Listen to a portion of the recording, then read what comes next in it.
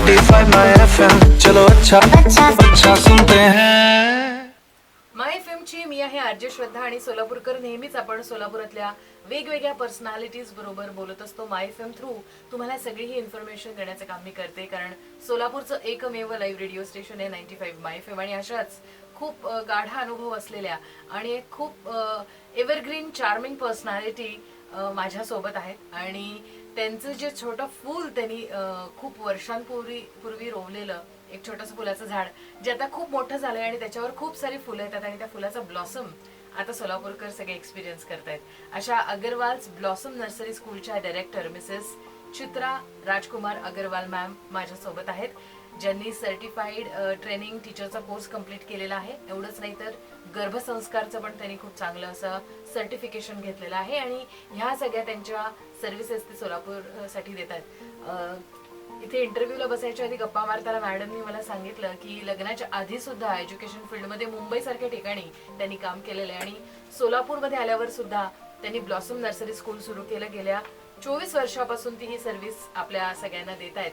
तर एकंदरीत 30 वर्षांपेक्षा जास्त असा त्यांचा एज्युकेशन मध्ये स्पेशली लहान मुलांना शिकवण्याचा अनुभव आहे.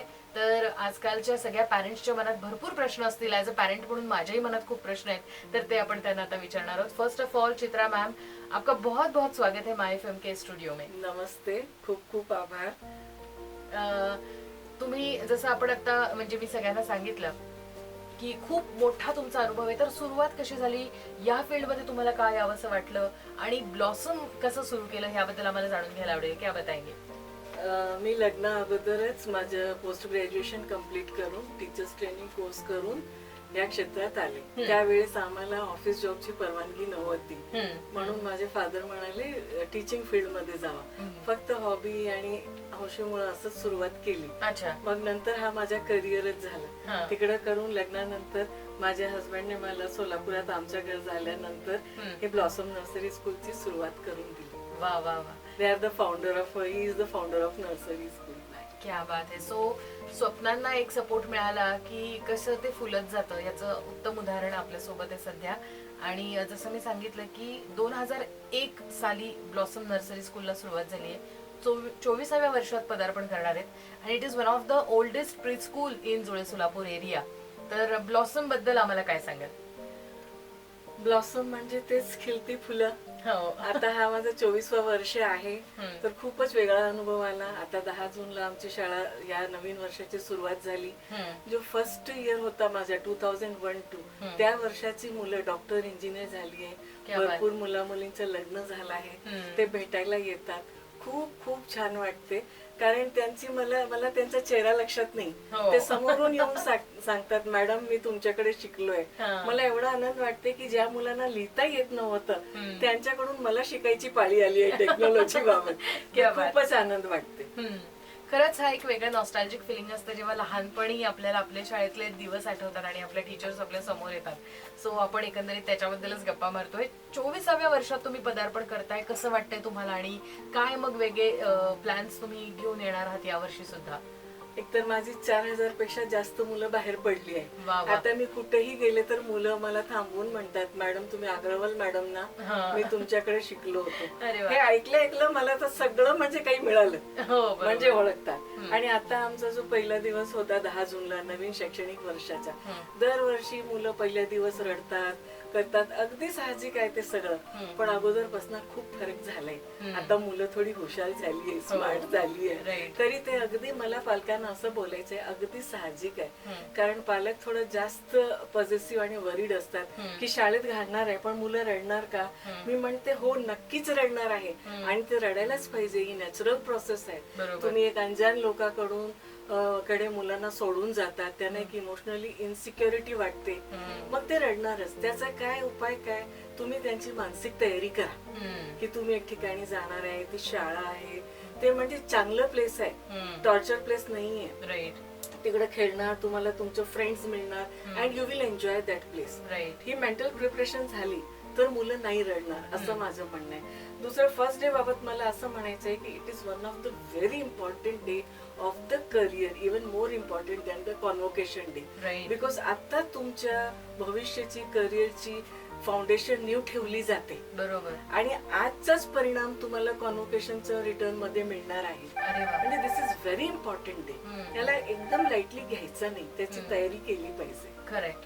त्यामुळे पॅरेंट्सने सुद्धा पहिल्या दिवशी सगळेच जण खूप एक्साइटेड असतात. लहान मुलाला तर आयुष्यातला पहिला शाळा हा शब्द कळालेला असतो, पण बाळ रडल्यानंतर साहजिक आहे पॅरेंट्सना वाईट वाटणं, पण ते का वाटू नये आणि कशी मनाची तयारी करावी याबद्दल मॅडमने आपल्याला गाईड केलं. सो मला नेक्स्ट तुम्हाला असं विचारायचं मॅम, नर्सरी स्कूल म्हणजे एक्झॅक्टली काय?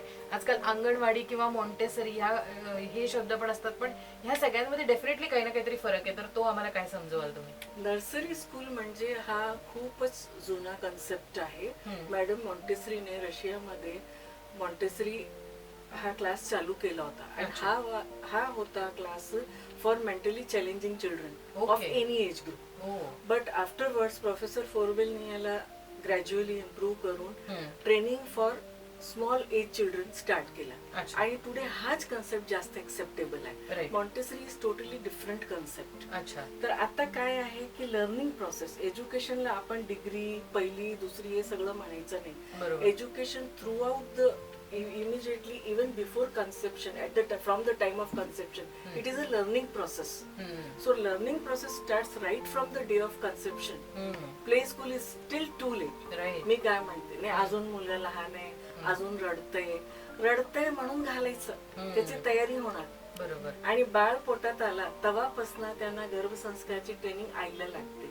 मग मदर टॉडलर असते, मग प्री प्ले स्कूल असते, मग प्ले स्कूल, मग नर्सरी, LKG, UKG हा एक फुल प्री स्कूल सेगमेंट आहे. त्याला आपण प्री प्रायमरी, प्री स्कूल किंवा नर्सरी स्कूल बोलू शकतात, पण मॉन्टेसरी नाही. Montessori is totally different concept. आता मी अंगणवाडी बाबत बोलणार. अंगणवाडी कसं आहे, हा गव्हर्नमेंटचा कन्सेप्ट आहे आणि खूप छान आहे. गव्हर्नमेंटने खूप प्रयत्न केले खेड्यागावाची मुलांना एज्युकेशनच्या फ्लो मध्ये आणण्यासाठी. शाळेत जात नाही, घरच्या लोकांना फायनान्शियली मदत करतात, त्यांना कसं तसं एक बेसिक एज्युकेशन देऊन रानात खेळतात, कुठंतरी बोर्ड लावून कसं तरी बसून एक बेसिक एज्युकेशन देऊन पहिली पर्यंत आणायचं, मग ZP शाळेत त्यांना ऍडमिशन द्यायचं. बरोबर. तर हा एक खूप चांगला प्रयत्न आहे, तो चालू आहे सतत आणि त्याच्यामुळे खूप मुलं एज्युकेट होत आहे. वा, क्या बात आहे.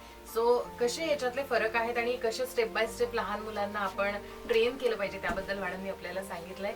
सध्या काळाची गरज आहे आणि माझ्या मते बऱ्याच लोकांना हा एक डिसएडव्हान्टेज पण वाटत असेल की आमची मुलं मोबाईल सोडत नाहीत, स्क्रीन टाइम खूप आहे, टेक्नॉलॉजी त्यांना जन्मताच मिळालेली आहे, पण काही काही गोष्टी ती टेक्नॉलॉजी खरंच खूप इम्पॉर्टंट पण आहे. सो अशा लहान मुलांना नर्सरीतल्या तुम्ही टेक्नॉलॉजी कशी इंटिग्रेट करताय किंवा कसं त्यांना टेक्नॉलॉजी समजवताय, काय सांगाल? खरं तर मोबाईल सुरू झाल्यानंतर थोडंफार त्यांना सवय लागली होती मोबाईलची, पण पोस्ट कोविड पिरियड आणि प्री कोविड पिरियड मध्ये हे सगळं खूप जोरशोरने सुरू झालं. कोविडच्या दरम्यान सगळं एज्युकेशन ऑनलाईन झालं, पण ह्यात सर्वात मोठं नुकसान प्री स्कूलच्या मुलांचं झालं. प्री स्कूलच्या मुलांना डायरेक्ट टेक्नॉलॉजीचा वापर नाही करायला पाहिजे आणि ते पॅरेंट्सच्या हातात आहे, त्यांनी स्वतःहून करतच नाही.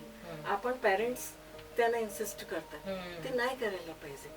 टेक्नॉलॉजीचा वापर प्री स्कूलमध्ये फक्त डेटा, ऑफिस वर्क, व्हॉट्सअपवर पालकांना मेसेज पाठवायला, कम्युनिकेशन साठी पालकांसोबत करायला पाहिजे. डायरेक्ट मुलासोबत शाळेने टेक्नॉलॉजीचा वापर करायचा नाही, अशी माझी अपेक्षा आहे. इव्हन पालक should also not use all this things. आता मुलांना टेक्नॉलॉजीचा वापर करून पालक मोबाईल दाखवतात, तिथं गाणी ऐकायला लावतात, हे चुकीचं आहे. त्यांचे डोळे खराब होते, सर्वात मोठी प्रॉब्लेम आहे, त्यांना सवय डेव्हलप होते, एक नादी लागतात उगीच आणि सगळं अभ्यास, खेळणी सगळं सोडून त्यातच गुंतून जातात. त्याचे सर्वात मोठा उपाय काय आहे, त्यांना काय माहिती मोबाईल काय आहे, कशाला एक्सपोजर देतात? एक्सपोजरच देऊ नका ना तुम्ही. आणि पालक लोक अल्फाबेट्स वगैरे तिथंच शिकवतात मोबाईलवर, नाही पाटीवर शिकवा, नोटबुक वर पण नाही, पाटीवर शिकवा. हात कडक होते, माइंड हाताला इन्स्ट्रक्शन देते, रीडिंग घ्या, रिकग्निशन घ्या, तोंडी पोएम्स बोला. मोबाईलचं पोएम कधीही पाठ होत नाही, ते फास्ट जातात, नुसतं आनंद देतात, पण लर्निंग होत नाही. बरोबर. तर मुलांना हे पालकांच्या आणि शाळेच्या हातात आहे. एक एक शाळा म्हणतात डिजिटल आहे आमच्याकडे, प्री स्कूलला ऍटलिस्ट थोडस लांब ठेवायला पाहिजे, असं माझं सजेशन आहे. होय, खरंच आहे. हे आपण वाचतो पण बऱ्याच लोकांना ते वळत नाही असा खूप मोठा प्रश्न आपल्या सगळ्यांना पडलेला असतो. पण जसं मॅमनी आपल्याला सांगितलं की तोंडी किंवा त्यांच्यासोबत फिजिकली तुम्ही या सगळ्या गोष्टी खेळा आणि एक्सरसाइज करा, पण मोबाईल पासून आपण मुलांना लांब ठेवलं पाहिजे. द नेक्स्ट डिसएडव्हान्टेज नाही, next challenge I can say पॅरेंट्सच्या हातात हे असतं की फूड. आजकाल गुड फूड हॅबिट्स आपल्या मुलामध्ये असाव्या, त्यांनी हायजेनिक खावं, पण त्याचे प्रयत्न खरं लहानपणापासूनच सुरू करायला पाहिजेत. तुमचं काय म्हणणं आहे मॅम? परत माझं तोच उत्तर आहे, मुलांना माहित नाही चिप्स अवेलेबल आहे का, चॉकलेट आहे का, बिस्किट आहे का, हे सगळं आपण पालकच इंट्रोड्यूस करतात ना त्यांना. बरोबर. आणि याच्यामध्ये शाळेचा रोल कमी आहे, पालकाचा रोल जास्त आहे.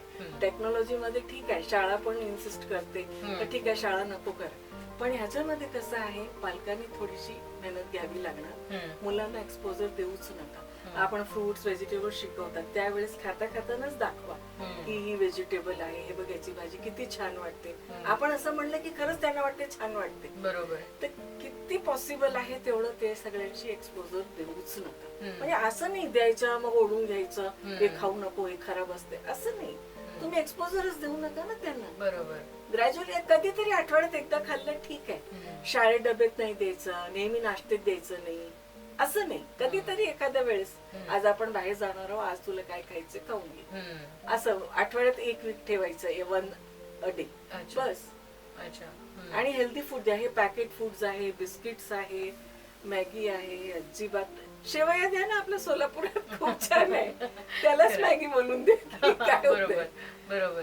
तर मॅडमनी आपल्या सगळ्या पालकांना ह्या सगळ्या गोष्टी सांगितल्यात ज्या खरंच आपण इम्प्लिमेंट करू शकतो, जेणेकरून चुकीच्या सवयी आपल्या मुलांना लागणार नाहीत. So apart from this, blossom कुठल्या कुठल्या प्रकारच्या सध्या कोर्सेस देतात? नर्सरी तर आहेच आहे, त्याच्याशिवाय अजून आपण काय काय देतो ते काय सांगा? फुल प्री स्कूल आहे आणि त्याच्यामध्ये जसं मी म्हणलं मदर टॉडलर पासून, मदर टॉडलर आणि त्याच्या आधी असते गर्भसंस्कार. गर्भसंस्कार, mother toddler, pre play school, nursery, LKG, UKG.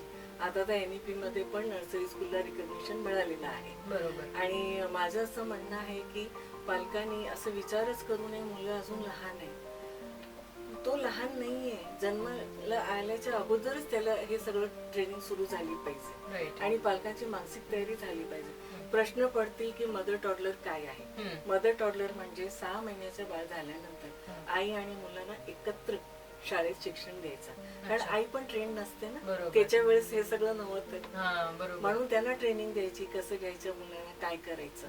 आता मेट्रोज मध्ये हा कन्सेप्ट खूप पॉप्युलर आहे. परत आला pre play group. Pre play group म्हणजे those who are under age for play group, they will come for pre play group. तिथं मदर नसणार, टीचर्स असणार, मग प्ले ग्रुप. हा तर आहे कन्सेप्ट आता कॉमन. तरी थोडस पोस्ट कोविड काय झालंय की पालक प्ले ग्रुप साठी अजून त्यांची मानसिक तयारी नाहीये, ती असायला पाहिजे. त्यात सर्वात मोठं कारण काय आहे, आपल्याला सगळ्यांना सायंटिफिकली प्रूव्ह झालेलं आहे की मुलांच्या मानसिक डेव्हलपमेंट 0 ते 5 वर्षाच्या एज मध्येच होते. माइंडचे जे असतात, माइंड म्हणजे एक खोका आहे खाली, त्यात तुम्ही किती फीड करणार तेवढं ते सेल्स उघडून जाणार, हे डॉक्टर्सचं म्हणलेलं आहे. आणि तुम्ही नाही काही त्याला फिडिंग देणार, ते सेल्स बंद होत जाणार आणि माइंडची लर्निंग कॅपॅसिटी कमी होऊन जाणार for the full life. This is the high time to develop their mind. आता माइंडची कॅपॅसिटी एवढी ट्रिमेंडस आहे, आइन्स्टाईन सारख्या सायंटिस्टची फक्त 4% माइंड डेव्हलप झालेलं आहे. आपल्याकडे अशी पद्धत आहे की आपण मुलांचा खूप माइंड विकसित करू शकतो जर त्यांना अर्ली एज्युकेशन चालू केलं. म्हणजे हे पूर्ण कन्सेप्ट आहे अर्ली एज्युकेशनचा. Early education is not a tension, it is releasing tension. आणि मुलाला आता समजते का? नाही समजत, सगळं त्यांच्या डोक्यात जाते, ते कम्प्युटर सारखं तिथं फीड होऊन बसते. जेव्हा तो लेसन लर्न करायची पाळी आली ते लवकर कॅच करतात, कधीतरी ऐकलेलं आहे माइंडने. बरोबर. तर हे सगळं पालकांना ट्रेनिंग, काउन्सिलिंगची गरज आहे. मग पालक जर चांगल्या शाळेत गेला तर त्यांना मी पर्सनली हे सगळं काउन्सिलिंग करते की तुम्ही टेन्शन होणार नाही, उलट टेन्शन कमी होणार लवकर घातलं तर. The syllabus is divided over the more period of time. तर हे सगळं लक्षात ठेवायला पाहिजे. दुसरं हेच की पालकांनी शाळेत घालायला पाहिजे, एज मॅन्युप्युलेट नाही केली पाहिजे. काय काय पालक म्हणतात पुढं घ्या मागं घ्या, गव्हर्नमेंटने आपलं सर्क्युलर काढलं आहे ते दरवर्षी आम्हाला गाईड करते शाळेनं कुठल्या एज ग्रुपला कुठल्या वर्गात घेतलं पाहिजे त्यानुसार ते फॉलो करा. कसं तुमच्या शाळेचं मॅडम म्हणते तसं फॉलो करा. पण हे जज करून घ्या ते जे म्हणणारे पर्सन आहे त्यांना तर माहित आहे का. बरोबर. ते तुमचं जजमेंटचा वापर करा आणि चांगल्या शाळेत ऍडमिशन घ्या. स्वतःवर विश्वास ठेवा. तुम्ही 4 शाळेत जावा आणि पालकांनी स्वतःच जजमेंटचं वापर त्यांना येईल एवढं तरी जज करता नक्कीच की कुठल्या मॅडमला कुठलं माहित आहे आणि त्यानुसार ऍडमिशन घ्या.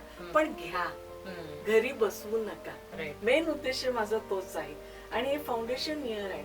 आपण आता एक बिल्डिंगचं निर्माण केलं तर फाउंडेशन त्याचं 1 मजल्याच केलं. मग आपल्याला दुसरा मजला टाकता येणार का. मग फाउंडेशन चांगलं करा ना. तुम्ही 20 माळ्याची बिल्डिंग उभी करू शकता. तुम्हाला फाउंडेशन चांगलं करायचं नाहीये आणि मुलगा पाहिजे टॉपवर. ते कसं शक्य आहे. तर फाउंडेशन तर मजबूत करा. बाकी सगळं आपोआप होईल. तुम्हाला काही पालकांना करायची गरजच नाही असं माझं म्हणणं आहे. खूप छान मॅडमनी आपल्याला समजवलेलं आहे की का प्री स्कूलिंग किंवा अर्ली लर्निंग इम्पॉर्टंट आहे.